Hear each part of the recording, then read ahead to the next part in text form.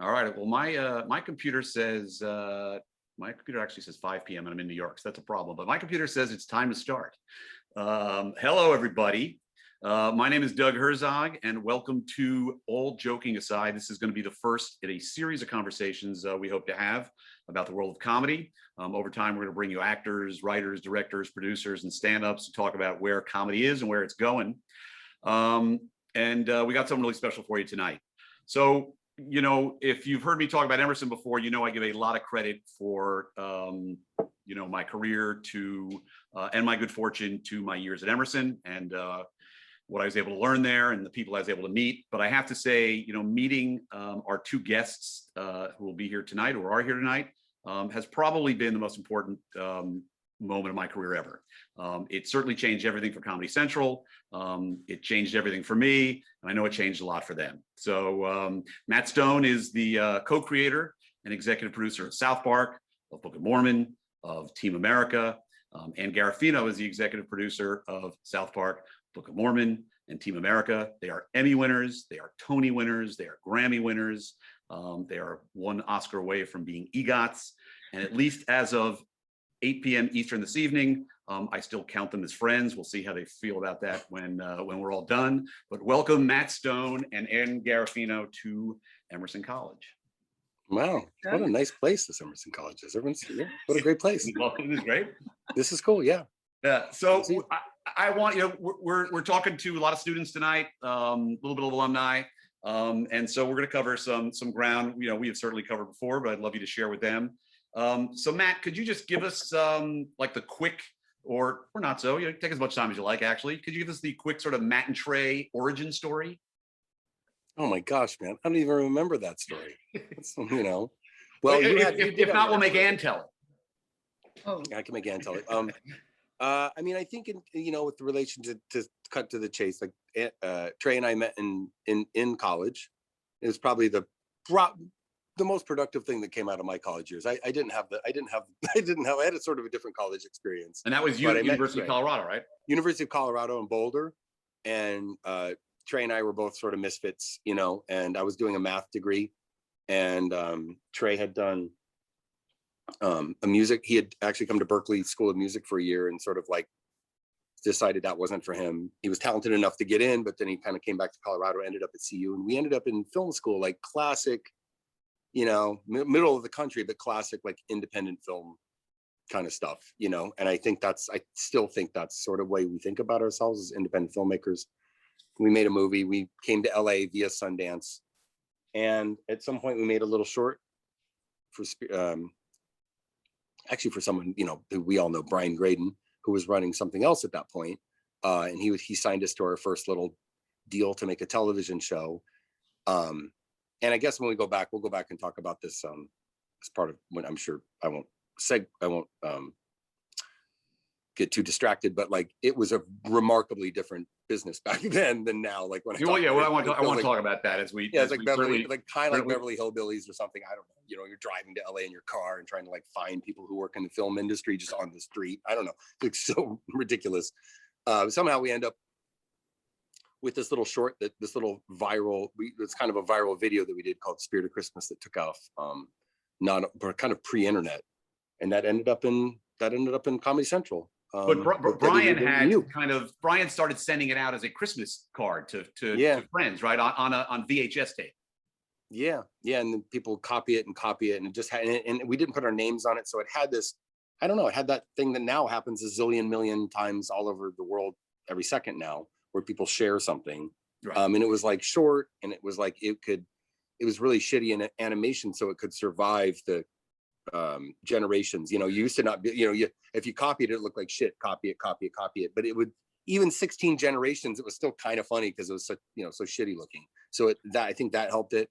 And then we ended up in your office, and we got 6 episodes, and you know, I don't know, we have some funny stories from back then, but it was like it was really about for me and Trey, I'll say from our perspective, you know, we got a show on television, you know, and it was on Comedy Central, which was a little network, but for us, I mean, I can't that like sort of thing, you can put something on YouTube and it can happen now. That was like a real, getting something on television was just such a just even that was such an achievement. And we thought that was going to be it, basically.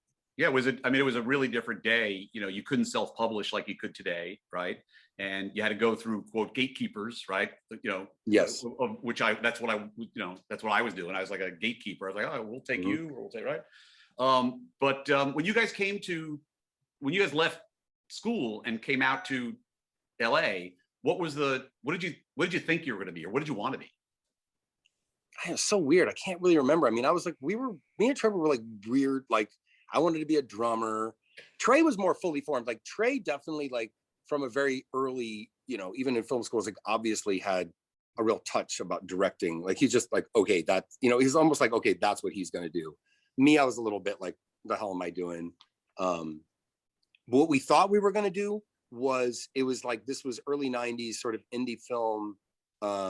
Richard Linklater, Go Fish, remember that, the film, sure. the black and white film, like Spike Lee. So those are the people, even Tarantino with like Pulp Fiction, or not Pulp Fiction, Reservoir Dogs maybe was like 94. We were in that, like, oh, that's what we're gonna be. But we made like this ridiculously campy, cheesy, dorky movie, Cannibal the Musical. But that was the business model: make a movie, sell it at Sundance for $1 million. It was like, you know, it was like a little bit of like, this is so ancient, I'm trying to relate it, but maybe it was a little bit like the way cannabis stocks or NFTs feel a little bit to a certain crowd, you know, like, hey, we can go do that. And then that will be, you know, it was kind of a humble, like, we should be able, it wasn't like we were in it for the money, but you could do that and then make another movie. Right. And that was what we were shooting for. Before we get to Anne, I'm going to get to, we have some questions that were submitted by the audience, but I do want to insert one quickly because I thought you'd appreciate it. A current student, Henry Mandler, said, I'm a big fan of Cannibal the Musical. I think it's a masterpiece, but it seemed like hell to make. There wasn't big scale bells and whistles. It was just a group of people out in Colorado, ? And then he wanted to know, you know, what was it like to try and make that movie?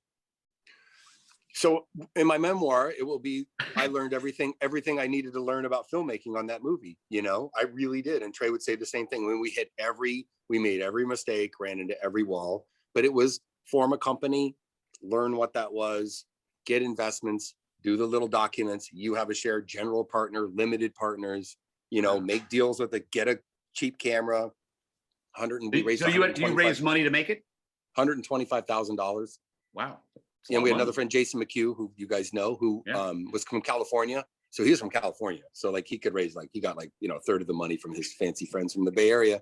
But we just raised it, dentist by lawyer by, you know, my dad put in 5,000 or something. I don't know. It was like, you know, and then we shot it on weekends and we did a big spring break trip, and it was all college students and people work for free.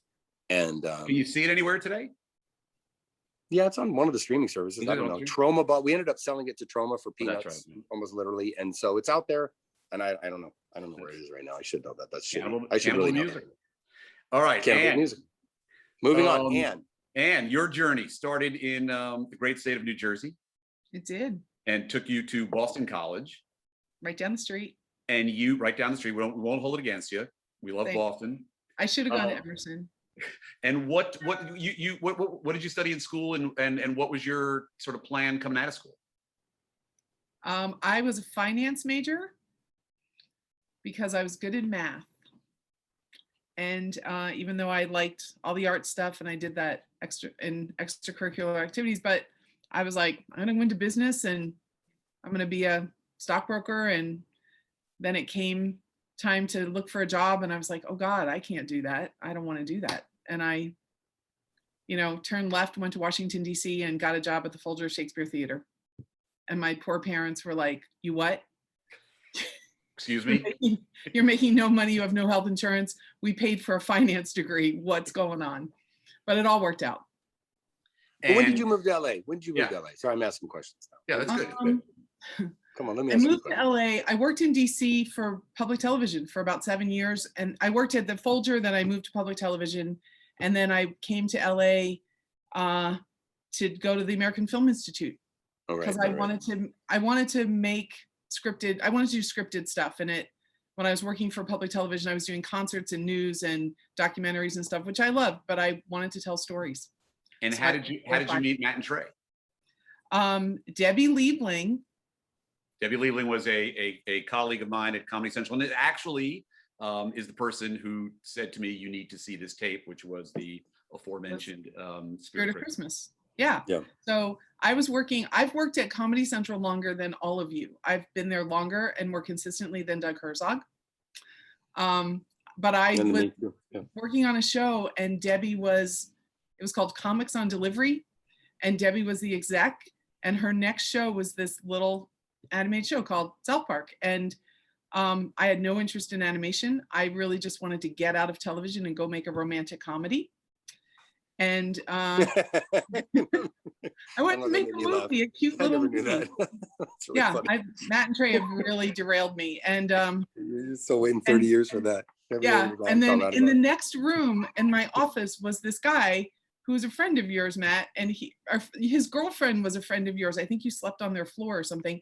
But he had a 3/4-inch tape of I think it was like part of the first episode, because you did that in Colorado. Right. And he was making multiple copies. And I was like, what are you doing? And he was just running copies every day. And I was like, we're almost done. I don't care what you do with the stock, do whatever you want. But and then Debbie said, will you meet these guys? First, I met Brian Graydon. And I said, I don't want to do your show. I don't want to do animation. I'm going to go make a movie. Thank you very much. And he said, just meet them. And I met Matt in a Starbucks. And which were probably a new thing. We're talking 25, 26 years ago. So Starbucks. We are. That was a really hip, cool place 26 years ago. I know you think of Starbucks like McDonald's, but no, this was Starbucks. It was like they were cool. And I think the first thing Matt said to me was, "Are you hungry? I'm hungry." And that's pretty much been the history of Matt and I forever. Are you hungry? I'm hungry. Matt's always hungry, and we're always, that's the first thing we have to do. Finding food. So we sat down at Starbucks, and that was literally 25, 26 years ago. Yeah. Yeah.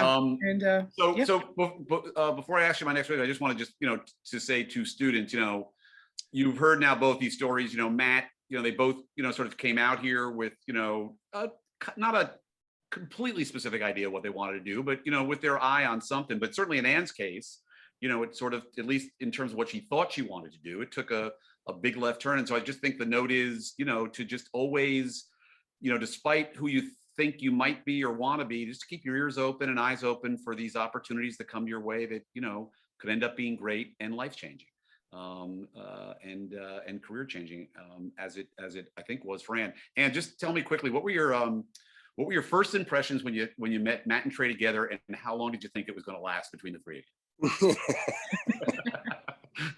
Well, just curious. I really wanted to do a movie. I did, and it just goes to show you I have no. I'm not a smart human being when it comes to something. That's not true. But I got talked into working for them. I felt sorry for them because they were working out of the Lantana Center, which is in LA. They were sitting on the floor to take meetings. They didn't have an office. Brian was like literally on top of me to just take the job. And I was like, I don't want the job, Brian. I don't want to do animation. You guys are nice. I think that little thing I saw was really funny. It's one of the funniest things I've ever seen, but I don't want to do animation. And so I had met Matt, and then I went skiing, and I was like, you guys, good luck. Matt's like, we might have to find somebody else. I was like, yeah, good, go find somebody else. And I went skiing, and Brian called me every day. And then I finally just caved because I was like, I'll just set them up. I'll get them started. I'll introduce them to people at Comedy Central. I'll replace myself and go do my movie. And I never met Trey until after I was hired. Wow. And then we went to look at an office space, and Trey had bought a new white, I don't know if you remember, he had a white weird car. I don't know, he bought some new car, and he was all excited. He's like, do you want to ride with me? And I was like, okay, I should meet this guy. We really were feral. We really were the Beverly Hillbillies, like Nouveau, we were really. Yeah. So we rode together to the new office space, which was a former sperm bank. That's right. Westwood. That's true. It is true. Yeah. And Trey said to me, I said, I really wanted to make a movie, and that's all I had in my head, that I came out here to make a movie. So I said to Trey, what do you want to do? And at the time you had to choose in a way. You had to say, I'm doing TV or I'm doing film. Right. Yes, you did. Yeah, that's true. Yeah. It wasn't, people didn't jump as easily from one to the other. And Trey said, I just want to make things that make people laugh. And I was like, okay. And that's kind of, He's been true to his word. he's been true to his word. He's So been true to his word. I There went you go. to the office. I started to work. Brian Graydon left to go run MTV, and he dumped the whole thing in my lap. And I was like, wait, I was the one that was supposed to leave. So And I'm you're still there. And you're still there. Quickly before we move on, how many? There's a fair amount of people that have been there from day one, right? Still. Yeah. And even pre-day one in a way, like Eric Stow and Adrian was a little bit before me. Crispy Yeah. was. Crispy, so there you go. We have people who've been there, yeah, the whole time for sure. Time. Yeah. Talk a little bit about Matt and you know the very unique production style that you have. And I would you'll hear Matt and Ann talk about it, but for anybody who's really interested in how the show is made, and you should be, because it's really fascinating process. There's a great documentary called 6 Days Till Air that I think you can get on the Comedy Central app. Check it. Yeah, I don't know where it is. You should watch it. It's fascinating. But anyway, Matt, talk a little bit about you know, how you make the show week to week. Well, we, you know, partly what happened was the original show was we came from film school, so it was a stop motion animation experiment using a down shooter and a 35 millimeter camera that you had to like focus and you had to click, click, click. I mean, really like the way they did it in the 30s, really, you know, just like classic animation. So when everyone loved the show, they wanted to do it. It was pretty obvious that like you couldn't even begin to figure out how to do that at any kind of scale. And this was just when computer animation was just starting to kind of take off. So we got into computer animation and bought these, you know, we basically figured out how to replicate the look with computer animation so that you could start making shots. Now something that's like, I don't even need to explain to people. I think they get it. You have a shot, you open up the shot, you have assets, you animate the assets, it gets saved off as a file. That was pretty cutting edge, like in mid 90s at like what we were doing. Just not many people were doing exactly that. And, it took us a long time, but I remember we had to buy these, they're called Silicon SGI workstations. And they were like they were as big as a desktop. Dinosaurs. And I remember they were like $25,000 a computer, we had to buy like 8 of them. And we were just sitting there going, holy shit, $25,000 for a computer. Like, holy shit, and we had we had to buy these special computers that were like so expensive to just be able to barely do this show. And I swear to you, maybe 3 or 4 years ago, I saw a pile of them outside in New York on the sidewalk. I swear to God. They were like $25,000 or $30,000 when I was like, I know exactly what this blue box and whatever thing. There's a pile of them like trash, like they're just worthless now. But that gave us basically, we just got into this actually did happen. I mean, this is like apocryphal story, but something like this did happen where we were so behind and so dodging Doug's call and like, where's the whatever? And Trey and I, we said, fuck it. It's all hands on deck. We're going to animate. I swear to God, this happened. And it's like ridiculous because I'm not good at any visual stuff. So we sit down at the computer all weekend. We're all hauling, got to make this for Doug. And Trey and I sat there and we each did like a shot or two. And both of us kind of in our own way, we really did after that weekend. We came out, we go, okay, you guys do this, you guys do this, you guys do this. Both of it. It was like no one kind of did that. It was just more like we just had enough. We had done it ourselves with construction paper. We knew that abstractly, and then we did it on computer and we came out of that and we started making basically an assembly line. You guys do this, you guys, instead of like, here's a shot, you set it up start to finish, which is the way you would start. We made an assembly line, and now that assembly line just gets years and decades, and now we can do an entire show in 6 days. And it's insane how fast it can go, how fast. But you kind of always were doing them in 6 days, right? Well, because we're like we ended up just procrastinating and we just get to crunch time. And that crunch on every show became the norm. And then we just kind of like, we said, okay. And kind of it is because Trey is like more than me, a little more of a zone play. Like he wants to be in the zone. He's like a real, like a lot of comedians and they want to get in a groove and it's about a thing. And once he gets in that zone, he doesn't really want to go to bed or like, do anything like, sleep or anything like that. Whereas I'd like to go to sleep. And so, but it's more, I think, he's really in touch. He's really smart about that. He's in touch what makes him really, really click. And he knows that if he gets in that perfect thing where you're excited about something and nervous about it, and holy shit, I can't believe I'm doing this. And we're, you know, like that's right where he wants to be. And he kind of, so it's kind of manufacturing crisis a little Right. bit, you know, a little But bit. it's almost produced like a sketch comedy show would be like on a week. You come in with ideas each week, but there's not a script necessarily written when you show up 6 days in advance, right?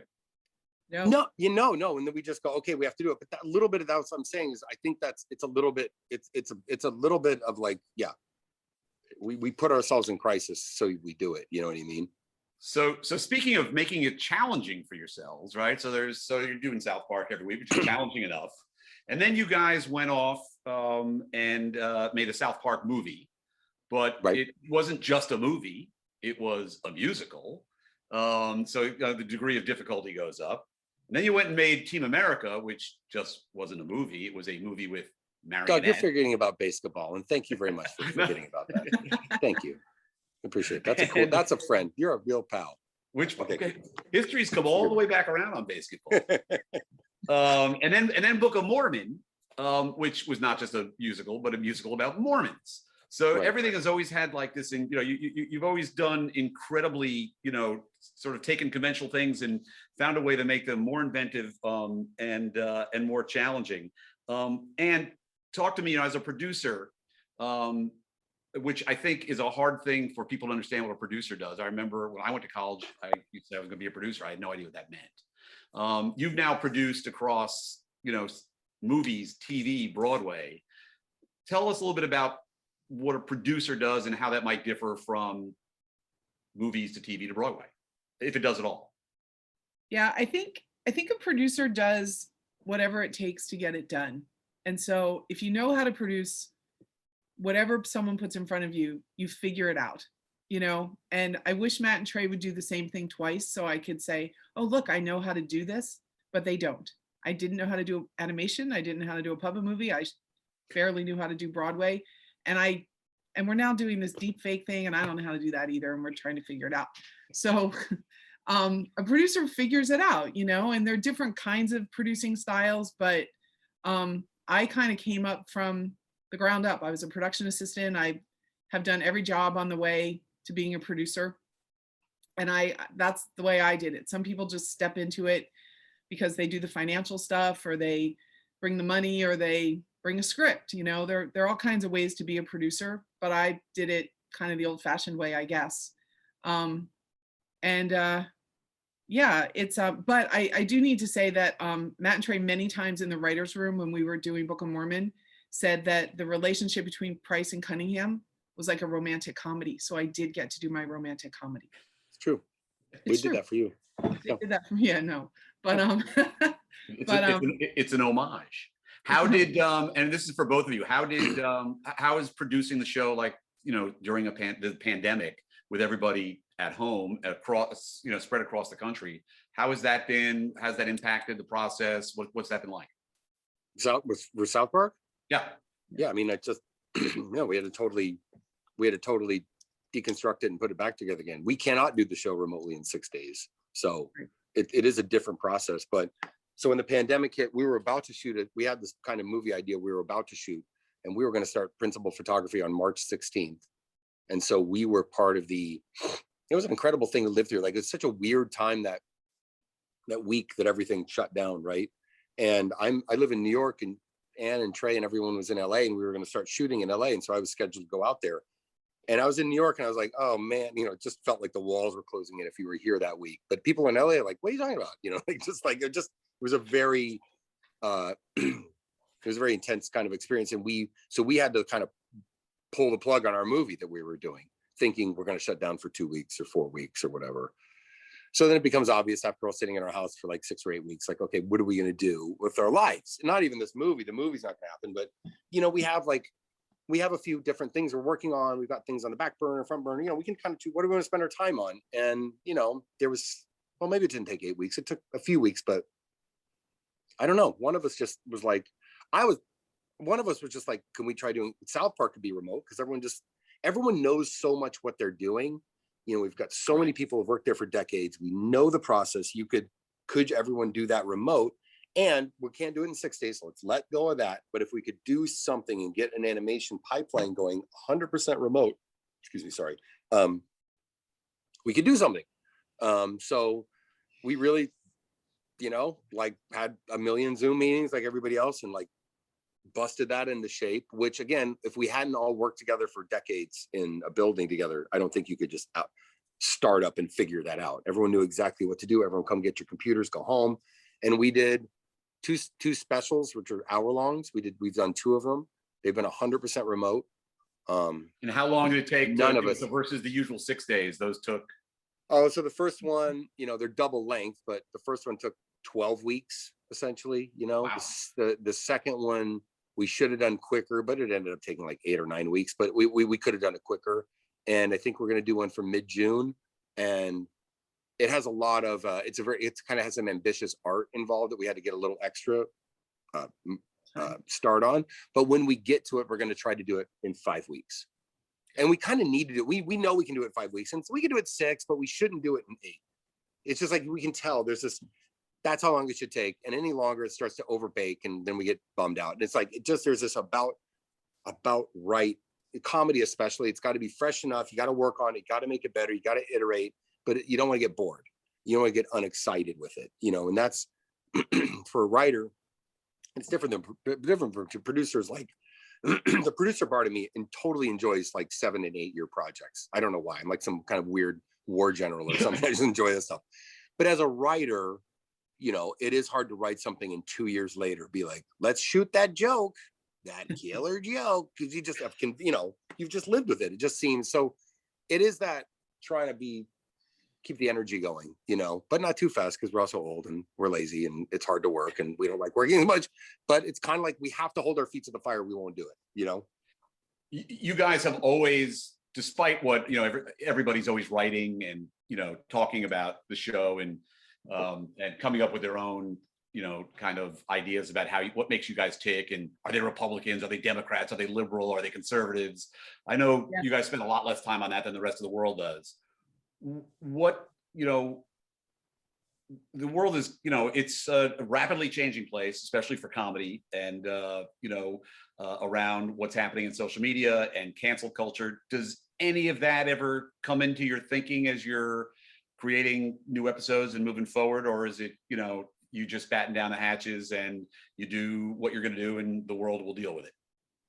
No, I mean, I think that I find the whole thing interesting. So we dive into that subject, but at the end of the day, I think we're held back from, I don't want to talk, there's part of me that wants to talk about that all the time, but it's all part of me that feels like that's just narcissistic. It's like, like we definitely talk about ourselves and that, and do that reflexive comedy. And I love that stuff. But at a certain point, it's like, okay, it just becomes like self-defining. You know what I mean? I mean, it's like, we just have done so many shows and we've taken so many stands, and we've been so like blunt.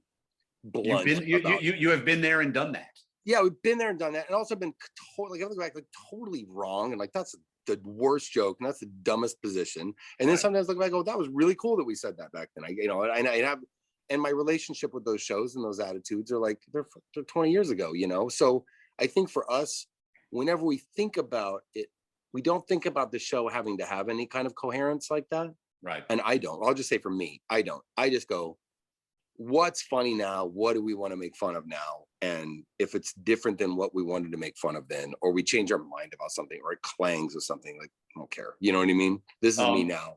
This is me now. That was me then. On that note, we had a question from a student, Antonio. I'm going to butcher everybody's name, by the way. Antonio Kamasmi. And he wanted to know, over time, do you look back and is there any episode you look back as that you go like, wow, that was prescient, like we got that right? Any particular episode you ever look back on and shit, I'm trying to be like, I'm not trying, like I can't right now, but that has happened, where you're proud of something, and then there's also ones you're like, I think that's probably more my view right now. Oh gosh, I wish I'm just like spacing, but I'll tell you one, because it's kind of hard for you to say I did something good. I'm really proud of the Scientology episode. Oh, yeah, the Scientology episode. Yeah, that Scientology episode, that was cool. I am. Of Scientology. Of Scientology. I mean, I think it's funny and I think it's smart, but I'm really proud of it because before that episode aired, no one spoke about Scientology. It was people were afraid to speak about it. People were intimidated, literally intimidated. People would show up at people's houses. They were very litigious, and we did it. And from that moment on, the floodgates opened, and people were able to talk about Scientology. I think that's right. I think that's right. And I'm really proud. Yeah, I mean, I of think that. that's where, that we don't give a fuck attitude serves us not that great sometimes, but sometimes it's really good. And it does something. The other one, now that Ann said I it, do it's- remember an unpleasant conversation with Isaac Hayes that week. But Yeah, there was a lot of unpleasant conversations, but that was horrible. Yeah. Matt, we need you to pull the episode. What was it? So the last one that happened, this happened last year, where I came in with a head full of steam, and it was like it's like one of those, I love like how we get unreasonably mad about movies. Like that's like a little like a sub South Park thing. I don't know why. I'm not even really that much of a cinephile, but like movies, like I talk about, I'm like one of those cultural critics that would make way too much out of a movie. Like this means the end of the world, it's just a movie. So I kind of think that's funny. And so I came with a head full of steam, and I still believe this about, and it's not a conspiracy. It's like you see this thing happening where there's this kind of acquiescence to basically Chinese censors or the Chinese government kind of party line in Hollywood with big entertainment. And it isn't like, and I can go, screw that person or screw that person. But you can just see how it's happening. And it has this like something that was like, and you could read articles about it. I'm not saying anything incredibly novel, but like, I get unreasonably mad about movies, right? It's just dumb, right? So like, I don't think, we should do this thing about China. It was last year, it was pre-pandemic. And Trey, we came up with this whole thing where Randy went to China to sell weed, and we kind of did this thing. And then that just happened to be, it was just complete happenstance that then 2 days later, or when we were doing that, I can't remember, it was right on the heels of that. We did an episode, it aired on Wednesday, called Banned in China. And then, or like, I can't remember exactly what it was, but then that NBA dust up happened then. Right. And then we got to and then we got banned in China. But it was like, I know why this happened. Actually, I'll tell you why this happened. I got it. So you'll enjoy this, Doug. I was in some meeting with some Comedy Central people or something, and somebody says, like, we don't make enough money, international for South Park. The numbers are looking bad, or somebody said this, right? And somebody else in me says, well, how are we doing in China? Well, China's huge. How much South Park is shown in China? And somebody else, and they, South Park is shown in China. I was like, well, it's kind of illegal or something like that in this meeting. And I was like, it's illegal. It was not illegal, but people know not to watch it. And I was like, really? And I was like, I just decided, well, if we're not seen there, like, let's just do this, so it wasn't like an incredible act of political bravery. It was more like, well, cool, we can just do whatever we want to say because it's not even seen there. So we did this thing, and it just coincided with the NBA thing. And then we got to give this quote. And it was just like, I think a really cool, like one of those moments when the critique in the show, and then it just magically, you were once again in the zeitgeist, as you so often once find again, yourself. and we're so old. I totally remember this. It was right around Trey's 50th birthday. And I swear to God, this happened. And it was our 300th episode. And we didn't have a party. We're like, we used to have parties every 20 episodes, like 80 episodes, big party, 100 episodes, now we don't have any parties because you can't have parties anymore in corporate culture. And we're all old and we don't want to like get drunk anymore. And then I just remember being like 300. It was just like, they gave it to us. Like, it was just the only thing that would make me and Trey happy at all. We're just so old. And we're like, wow, we got banned in China. Wow, it was like a little present. It's like a little warm hug. Speaking of movies, I was like proud of that. Yeah, that was cool. Speaking of movies that make you angry, I remember you're awfully angry at that last Indiana Jones movie. oh my God. Yeah, I just say one thing.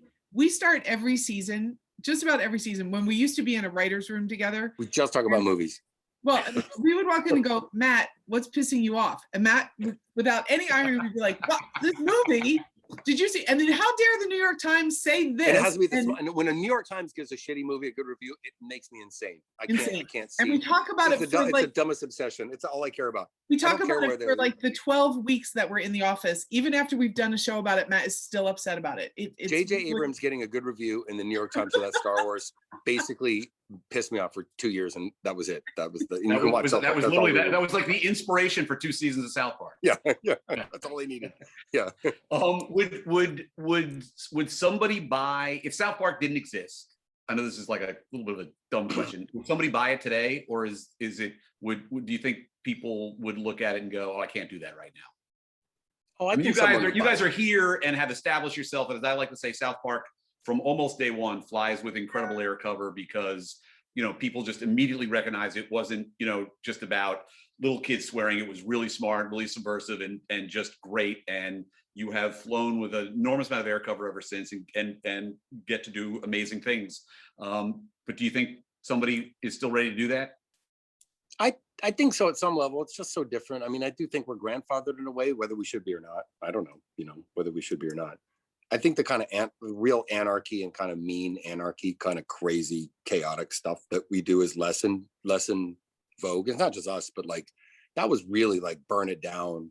It doesn't matter what it is, just burn it down. Like that's kind of what comedy was, and I feel like it's changed. I don't feel like I'm not making a judgment. I do feel like there's like eras of comedy, but that's why I like what we do now. It's different than what we did then.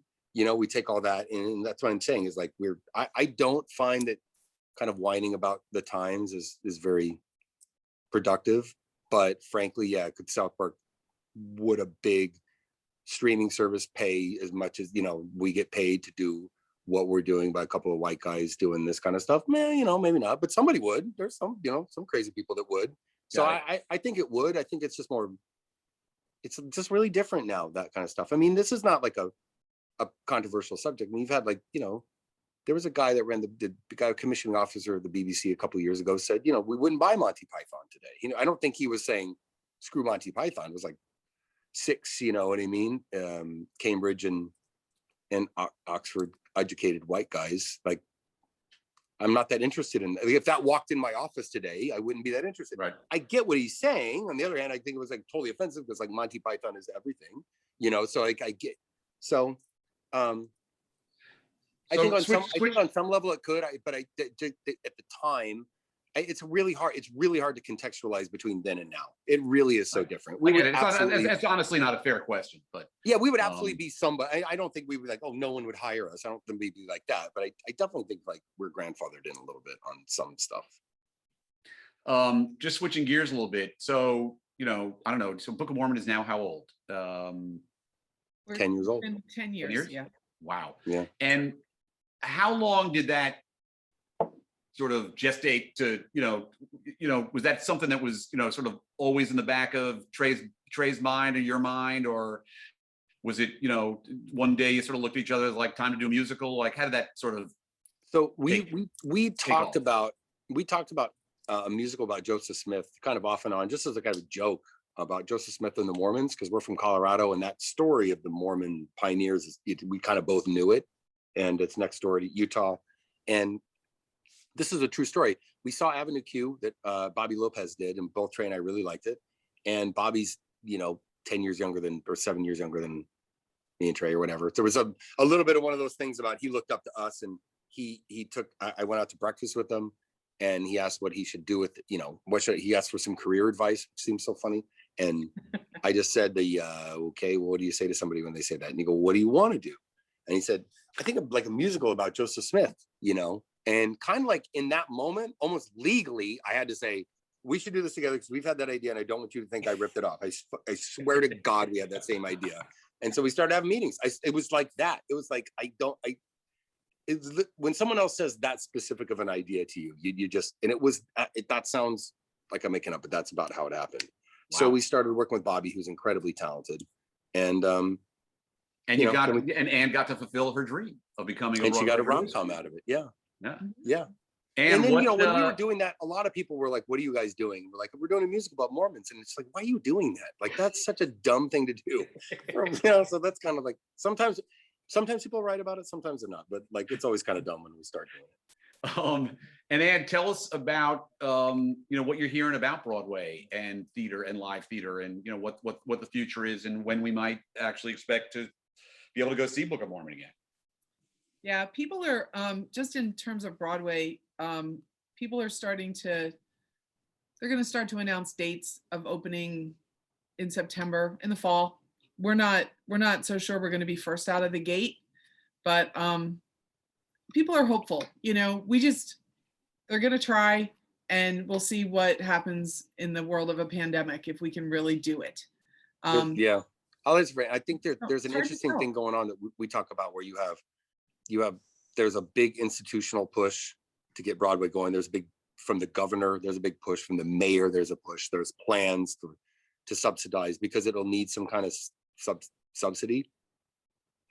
If you walk around New York, it certainly doesn't feel like Broadway's going to be pumping. Like, I don't feel that way, you know.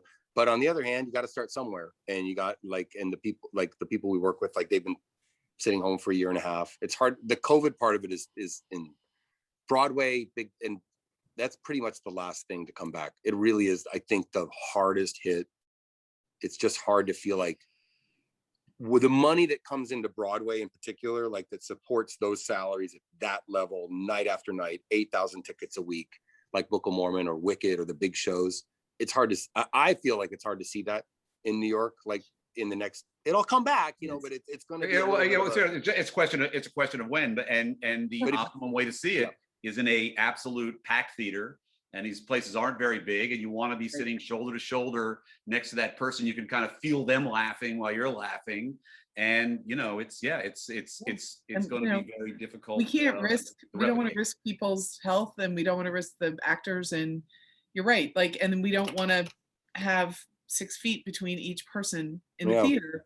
It's an unsolvable problem. It really is. And there's a lot of different stakeholders, and there's a lot there, you know, there's theaters who need their rent, and they want you to go. They want you to, you know what I mean? There's business owners, there's actors that want to go back to work. It feels like a mess. When the pandemic arrived, you had 3 companies, right? We had 5 companies. 5, yeah.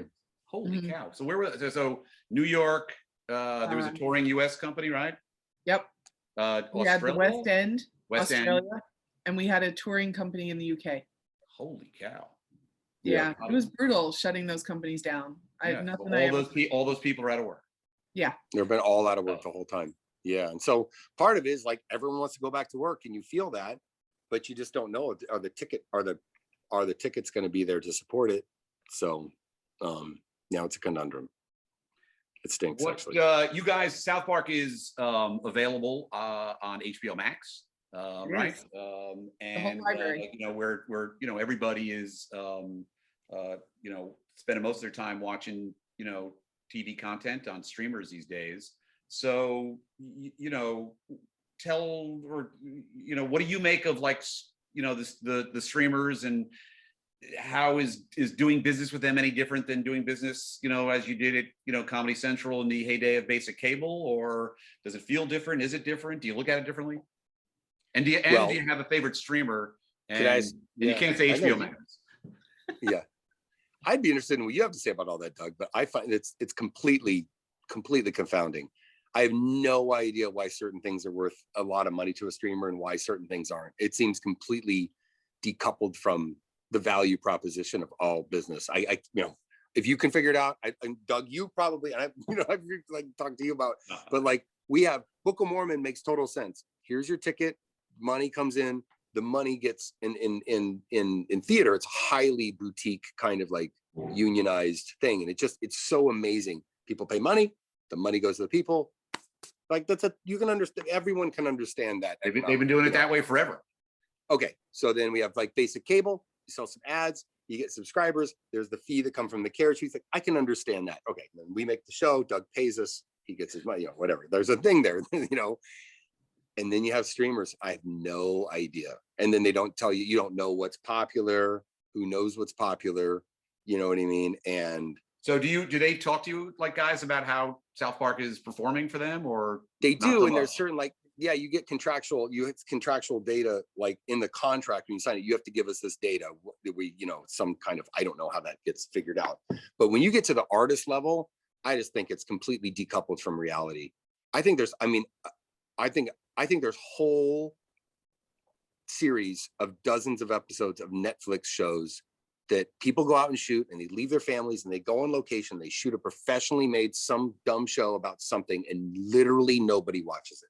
That's my contention. Nobody, like, less than 1,000 people. Like, I think it's that bad. You know what I mean? And there's no way to even check what is being watched and what it's not. You know, so in some ways it works out great, because there's a lot of content. There's a lot of great stuff being made.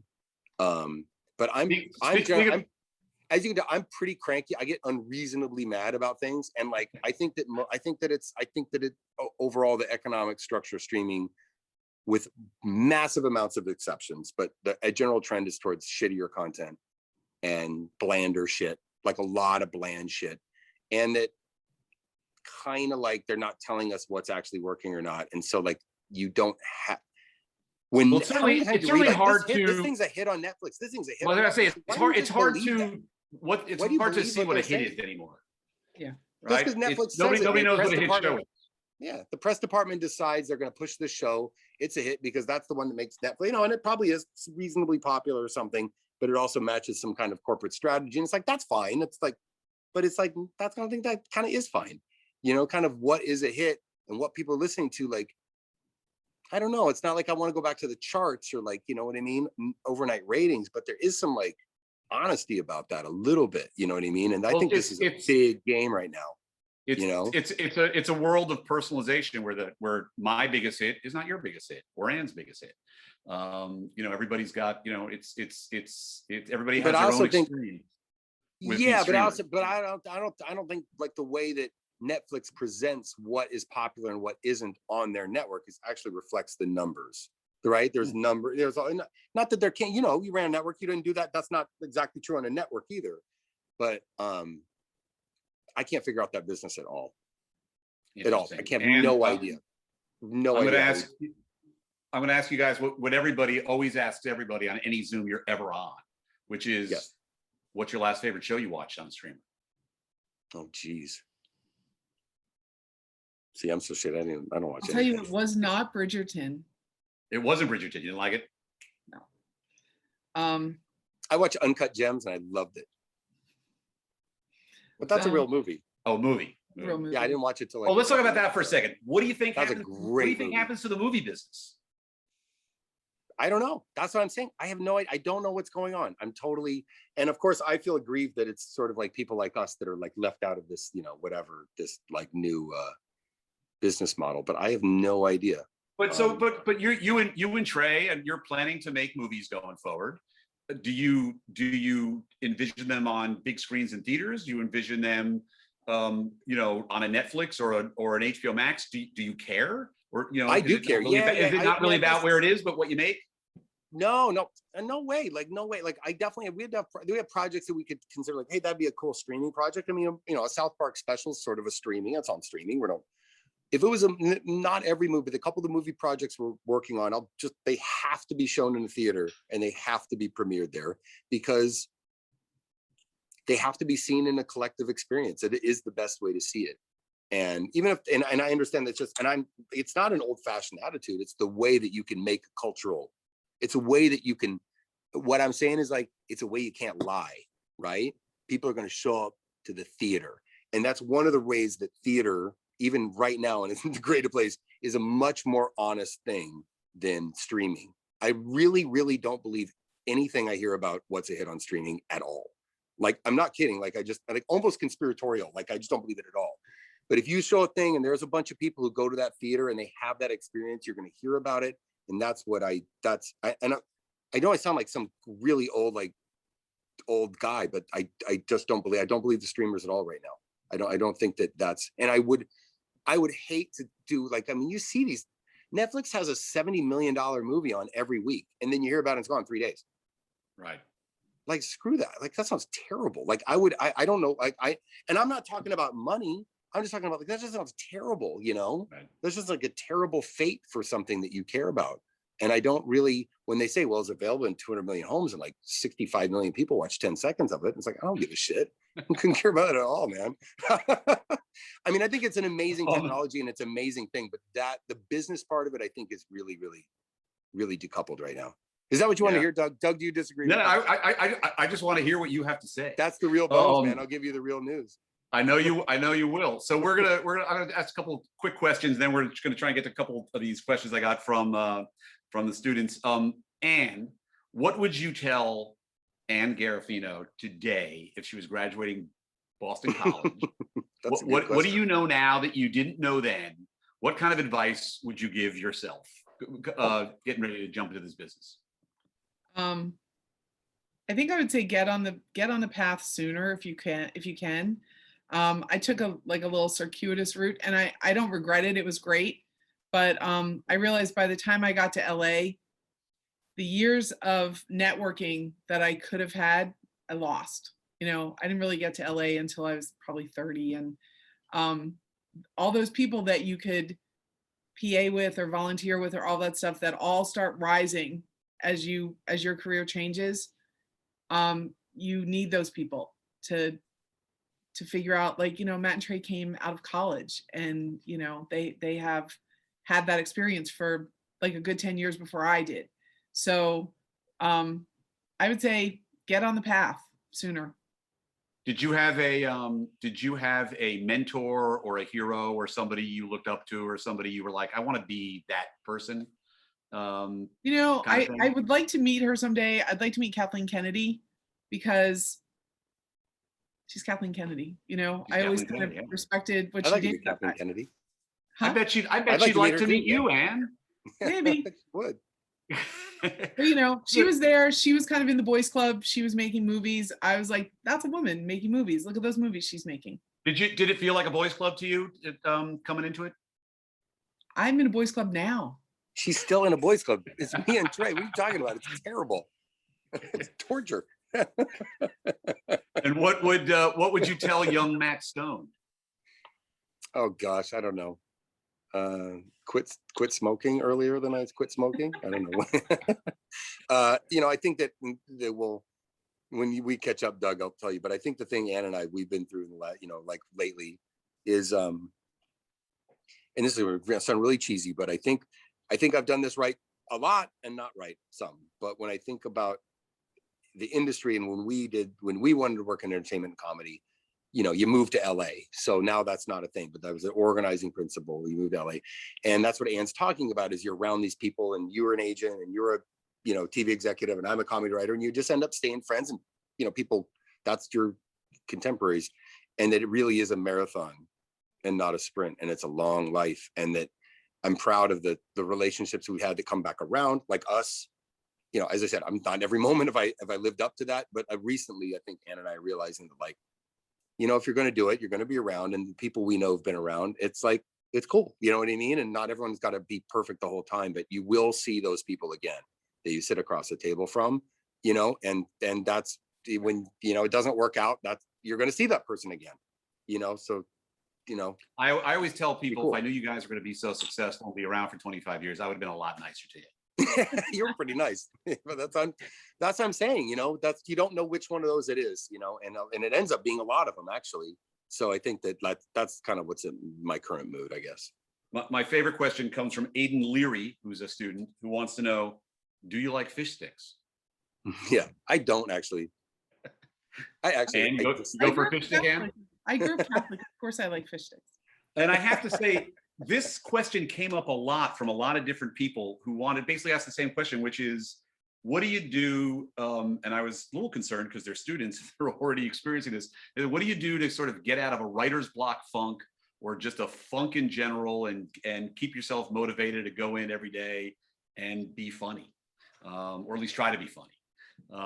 You know, is it, you know, do you have things you do to sort of keep yourself up and sharp and kind of work through, you know, everything else that's going on in your life when you kind of get into the room with your staff? I don't know. I feel like with Trey and I, we just kind of revolve around each other, and sometimes one of us is going to be down, the other one luckily is kind of up, because we're different enough of people, you know. So that's where being in a partnership or a team like we are kind of helps, because somebody's always like, hey, what's going on, you know, like, you know, and then it'll sound like a little bit like, you know, a basketball player, but I feel like that sometimes the writer's room is an escape, not a burden, you know. You go, oh, God, you know, okay, this is this fun place I got to be. So, Yeah. right, Ann? And you know, you the and other I- thing what's about that? saying that, Matt comes in having talked to friends the night before, which I think is really good for you. Like, you kind of continue the writer's room with your friends a lot of time. And Trey comes in. I mean, the worst thing ever was when we did it was the last show of the season, and it was about, was it the hockey one or something, or a baseball one, or it was a sports one. Right. And Trey literally came in and laid on the floor for the whole meeting. He was like, I got nothing. It's the last show. and you know, one of the many times he was like, call you the guys got to do something. call Doug. And we were just, and that's horrible. That's like terrifying for me. But I think the thing is that they just keep doing it. They just keep doing it. Like Trey was laying on the floor, Matt was still talking to him. You know, he was like, "What about this? What about this? What about this?" And you know, we've had writers coming in and out of the room over the years, but it is them, and I think you just keep doing it. You just don't. You can't give up. We have a show to do, and like I was gonna say you never missed. I mean, I had to look it up, but I guess there was I had forgotten about this. I guess there was one episode because of it, right? Because somebody hit a transformer and the power went down. But we did get a question about one, Anne, and I know you all remember this. And the question from David Erdischek was, how much did Donald Trump getting elected change the episode that night? Oh God, it was awful. Remember that? I remember it. You were there. God, Doug was on the phone so fast. He was like, "Do I have an episode? And do I have an episode?" And I'm like, "You were." But the story was you had basically written the episode. We were going to finish early that night. That Hillary had won, right? We were going to finish. No one. I haven't even seen the footage, but you know, we had a documentary crew in the office that night, and we have the whole thing on tape of us just sitting there going, "Oh my God." Calling Doug and Doug being like, "Get the show done." We're like, "Get the show done." And Trey really stepped up, and we figured out. Here's the thing: Matt and Trey were like, "We're not going to do it. We're not going to do it." And I'm telling you, I said this to them. I was like, "You can't be the rock stars that do the show at the last minute every week and not deliver the show." We were like, "Yes, we can." They were both in my office. We were like, "Si se puede." And you know what? Wait, kids, you know what that is? That's a producer doing their job. Yeah. And I was like, "Get in the writer's room." And we all went back to the writer's room. Now, of course, they were cursing me probably all the way down the hall, but I was just like, "It's 10 o'clock. We have time to fix this show."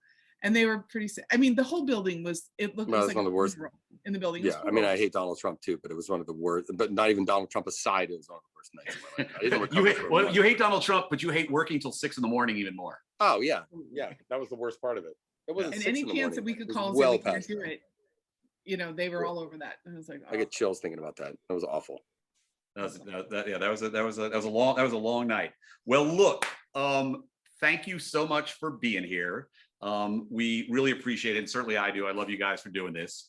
That's unfortunately all the time we have. I promised Anne and Matt that we'd get them out of here in an hour. And before we go, I'd like to thank Marty Cook and the Center for Comedic Arts at Emerson, and of course Emerson Los Angeles for co-producing the show.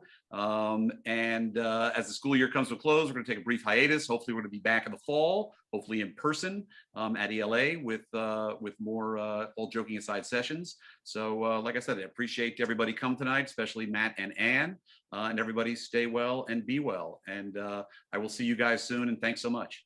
Thanks, Doug. Awesome. Thanks for having Thanks, us. Doug. And thank you, everybody. Hope it was fun. Thanks. Thanks, guys. Summer. Right. Bye. Bye.